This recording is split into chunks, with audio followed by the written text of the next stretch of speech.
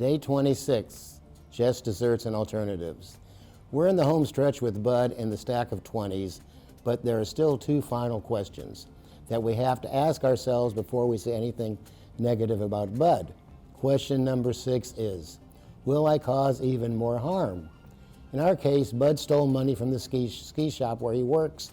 If you tell his boss, what will happen? Bud will be obligated to repay the money or be terminated. However, if you know that Bud's boss has a temper and is vindictive and would certainly malign Bud's name with a vengeance across the city, it's a problem.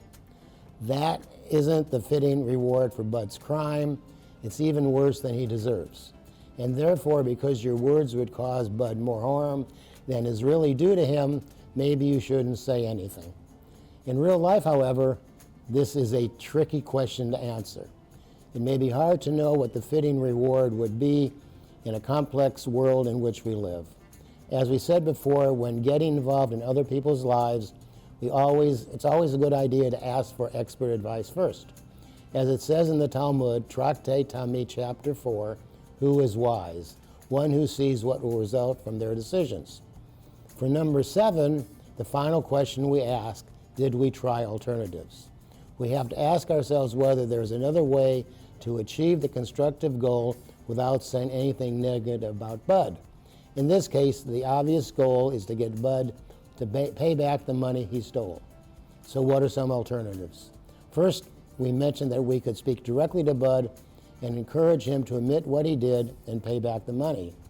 Or we could try to wait to see if he regrets his misdeed and admits to his act on his own. Perhaps the act was caught on security camera and we could simply advise the manager to watch the recording. It is powerful to note just how far one should not go to say Lashon Hara, even about someone who just stole money. Is there any other way to facilitate the just solution without saying something negative about Bud? We have to do everything in our power to do so. Your daily to-do list is this.